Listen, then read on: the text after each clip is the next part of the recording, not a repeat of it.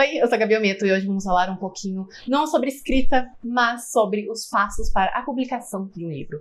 O que acontece depois que você já mexeu nele o suficiente você mesmo e agora é o momento de contratar serviços para deixar essa história ainda melhor. O que é essencial, o que não é, vamos descobrir aqui hoje. E que um ponto pode existir outros serviços ou pode existir o mesmo serviço com nomes diferentes?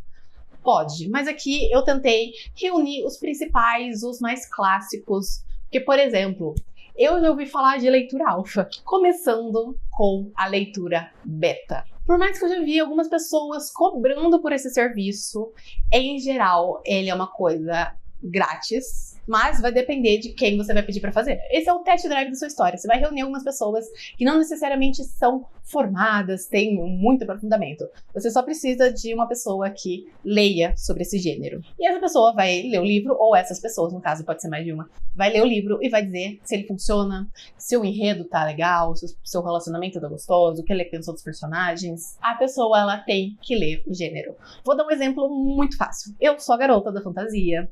Eu não posso de jeito nenhum betar um livro de terror, porque eu não conheço. Como eu vou dizer se a história funcionou ou não, se eu não conheço? Então, por exemplo, eu já betei bastante livros da Marília, tanto de romance quanto de fantasia. Romance, eu conheço bastante fantasia, meu lugar de aconchego, mas eu posso dizer, olha, isso aqui funcionou, isso aqui não funcionou, aqui tá muito rápido, aqui tá mal explicado, aqui essa relação tá muito rasa, essa relação tá muito chata. São pontos que seu leitor beta vai observar e depois você, como escritor, vai definir se quer ou não. E ultimamente eu não tô fazendo minha leitura beta, eu não achei betas legais. E isso pode levar um tempo. E pra mim não faz sentido eu entregar o meu livro pra uma pessoa, ela vai ficar um mês com esse livro e depois vai me devolver com 3 comentários rasos. Então eu acho melhor por enquanto não ter, mas em algum momento eu volto. O próximo passo é a revisão crítica. Ela é bem similar à revisão beta, porém com um ar mais profissional. Onde era amigos, pessoas que gostam de ler, aqui você vai ter uma pessoa que entende sobre desenvolvimento de personagem, enredo, narrativa. Essa pessoa, ela vai olhar seu texto como um todo, separadamente, de todos os jeitos, e vai apontar os pontos fortes e fracos do seu livro. Claro que vai dar um ênfase no ponto fraco, porque se eu vou contratar alguém só para ouvir elogio, eu não contrato, pelo amor de Deus. Mas aqui é o momento de você ver onde realmente precisa. E aqui é um ponto aqui que eu vou falar de escritor para escritor. Dói ver o seu texto querido, cheio de comentário? Dói pra caramba! Porém, é necessário. É muito melhor ter os seus erros, os seus pontos fracos apontados nesse momento do que na hora da publicação, apontado pelos leitores. Então é um momento assim, que dói um pouquinho? Dói. Mas conforme você vai publicando seus livros, você vai passando por isso, seu coração vai endurecendo um pouco, então começa a doer menos. E aqui um ponto muito importante. Você não precisa acatar todas as mudanças. Se às vezes você falar, olha, isso aqui não faz sentido, mas eu quero continuar assim, tá tudo bem. Ao mesmo tempo que, se você não vai mudar nada, porque você está contratando um trabalho, então requer aqui um ponto importante. Vou dar um exemplo do Canto da Sereia. Existia um capítulo. Eu adorava aquele capítulo, ele era lindo, ele era romântico, mas ele não agregava em nada da história. Pra nada. E veio a ideia, olha, não agrega nada, você pode tirar. E eu aconselho a tirar. Eu poderia ter mantido o capítulo? Poderia. Tanto que ele estava com seus pontos fortes, corrigido, bonitinho. Mas eu escolhi tirar porque ele não fazia parte. Então você tem sempre que ponderar. É o melhor para o meu livro, quero mexer, essas coisas. Pra mim, esse é um dos serviços mais importantes, porque ninguém quer ler uma história cheia de furos, cheia de personagem fraco. O preço pode variar de profissional para profissional, a lauda também pode variar, então vocês têm que pesquisar. Eu faço com a Marília G. Barbosa, sim, ela vive aparecendo nos livros dela aqui, é um preço camarada, e eu vou deixar o Instagram dela aqui embaixo para quem é escritora e estiver buscando alguém. Ela é maravilhosa. Ela enche o seu livro de comentário? Sim. Mas a gente quer isso, tá bom? Dói, mas é necessário. O próximo ponto aqui é a leitura sensível. Esse não é necessário para todos os livros. Eu, por exemplo, ainda não precisei. Mas aqui é uma leitura para impedir que você cometa ou ofenda alguma minoria. Vamos a exemplos que fica mais fácil. Eu sou uma pessoa branca e hétero. Eu planejo, quer dizer, já tá escrito a história, só não tá mexida nela ainda. Eu escrevi uma personagem negra. Eu posso, sem querer, cometer algum racismo pequenininho, sem querer, estrutural. Posso. A leitura sensível, ela vem como... Ela vai ler o livro todo e falar, olha, esse ponto aqui, ó, não tá legal, muda. E lembrando, a pessoa, ela tem que ser desse meio ou, pelo menos, entender desse meio. O que eu quero dizer? Por exemplo, eu vou escrever um livro sobre abuso. A minha leitura sensível pode ser com um psicólogo focado nisso, entendeu? E aqui esse é um serviço que pode variar. Ele pode ser pago, existem profissionais para isso, mas desde que a pessoa tenha a experiência, a vivência, ela pode fazer também. Outro serviço indispensável é clicar no botão aqui e se inscrever no canal. Estou sempre dando dicas de escrita de livros maravilhosos. Se você já for inscrito, pega o link desse vídeo e compartilha para todos os seus amigos. E lembrando, se você gosta de saber mais sobre escrita, se você gosta de saber mais de dicas, como melhorar, meu Instagram tá recheado dessas dicas. Vai estar aparecendo aqui. É só clicar na descrição e lá me seguir. O próximo ponto é a revisão gramatical. O nome já é autoexplicativo, né? É hora de corrigir os errinhos de digitação, errinho de concordância, pontuação, coesão de frase. E por mais que em toda a revisão, todo o processo, você vai catando uns errinhos, o leitor, ele tem a visão viciada no texto, que ele já sabe tudo que está escrito. Então ele não lê com a devida atenção. Não é algo que dê para mudar. Por mais que vá conseguir tirar bastante, não vai achar todos. E é por isso que é necessário ter alguém para isso. E a pessoa, ela não precisa ser formada em letras, ela só precisa conhecer as regrinhas de português e saber aplicar ao mesmo tempo que sabe respeitar a voz do escritor. O que eu quero dizer? Por exemplo, algumas falas, elas não precisam ser totalmente corretas. Pode soltar um tá, um c, faz sentido. São pessoas falando. O revisor, ele não pode ir lá nesse tá bom e falar, está bom. Não, o personagem diz está bom, você tem a licença poética, então você tem que se atentar a isso. E assim como a revisão crítica, também os valores vão variar. Eu trabalho com a Bia A Sala do Escritor, e eu vou deixar o Instagram dela também para vocês conhecerem o trabalho dela. Ela é muito boa e também precinho, camarada. E na minha humilde opinião, esse também é um serviço indispensável. Ninguém gosta de ler um livro cheio de erro, né?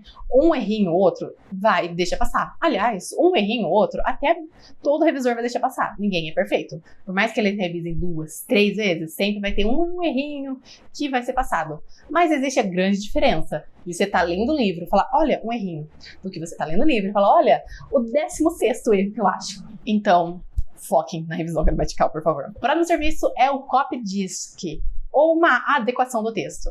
Esse é um serviço que altera a estruturação das frases, mas sempre mantendo o estilo de escrita, o sentido que foi escrito. Então esse serviço é um pouquinho mais minucioso, ele vai mexer nas frases, na ordem dela, nas palavras, tirar alguma palavra que não combina. Então é um serviço um pouquinho mais delicado. Acho necessário?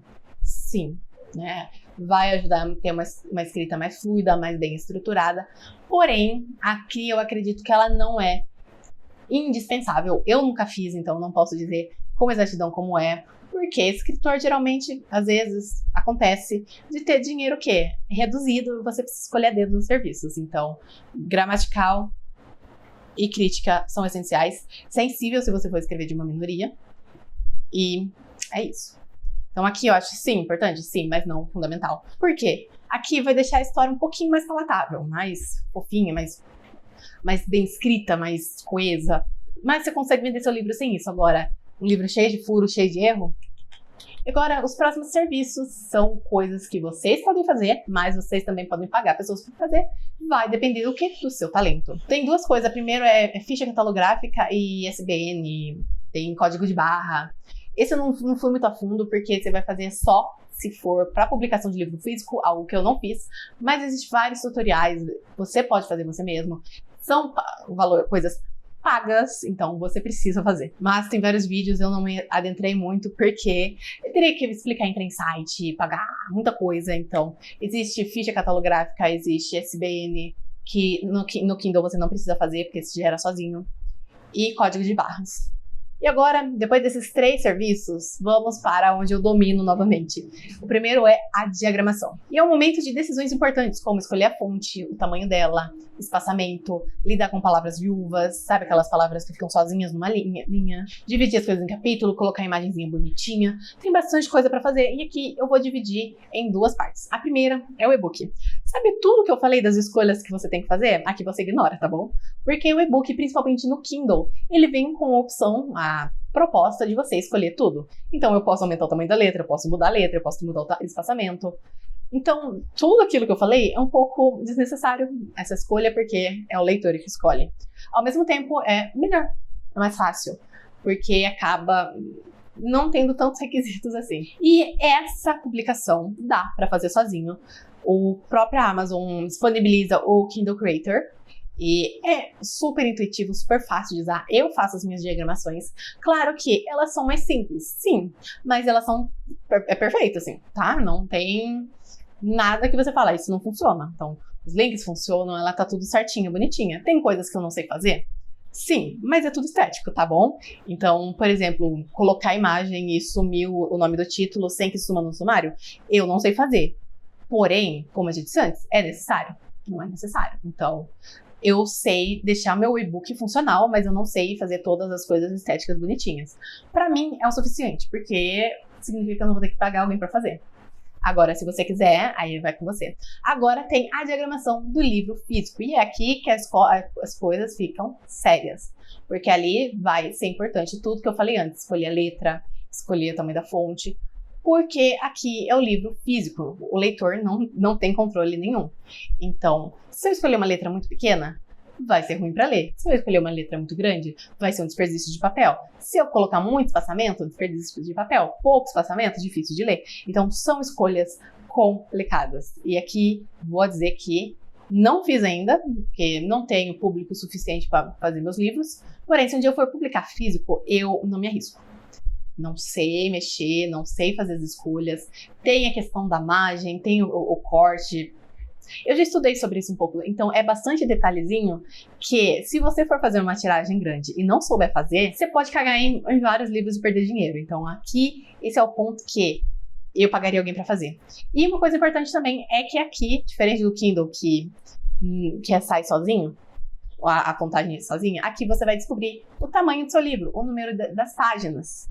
Isso é muito importante para o livro físico, porque você precisa saber para fazer a lombada, porque vai definir um livro grande, um livro pequeno, a lombada muda e você precisa saber para fazer arte, né? Aqui dá para ver os tamanhos do livro.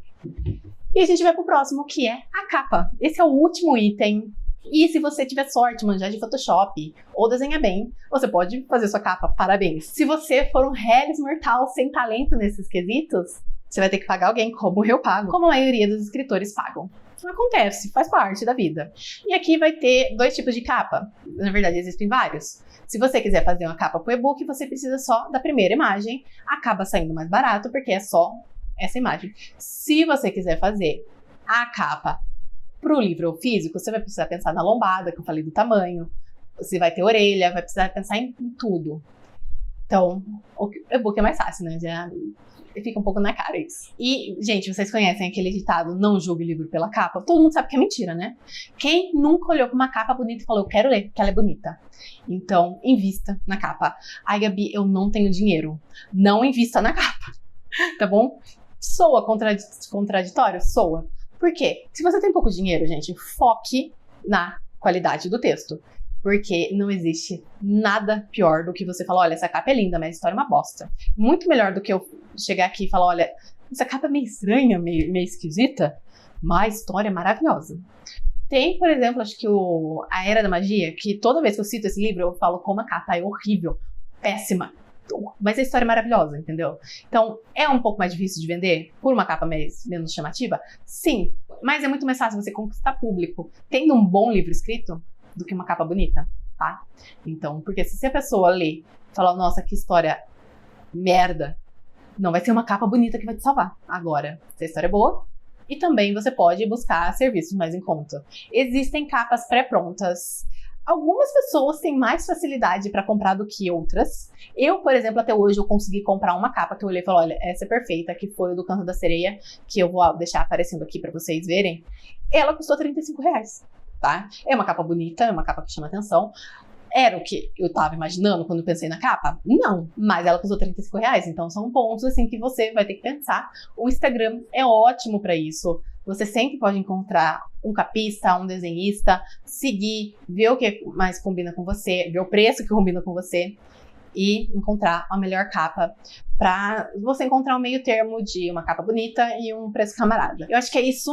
Esses são os passos para você publicar um livro, e agora vocês entendem porque eu demoro 1 ano para fazer isso, né? Então, se você é escritor, falou, olha, você esqueceu de algum serviço, deixe aqui nos comentários que eu vou adorar descobrir isso. Se você gostou do vídeo, deixa o gostei que me ajuda bastante. Se inscreve no canal, porque eu estou sempre falando sobre livros aqui. Mês que vem, o próximo vídeo sobre escrita vai ser sobre lapidação de texto. Vamos falar bastante sobre como melhorar o nosso manuscrito, então vocês não podem perder, já se inscreve aqui. Se você já for inscrito, pega o link desse vídeo e compartilha para todos os seus amigos escritores, para eles virem conhecer esses vídeos. Se você gosta de dica de escrita, saiba que eu estou sempre postando lá no Instagram, que tá aparecendo aqui. E também tem o link dele aqui na descrição. E sou uma escritora publicada, gente, então vá conhecer meus livros. Também estão aqui na descrição. Até o próximo vídeo. Tchau!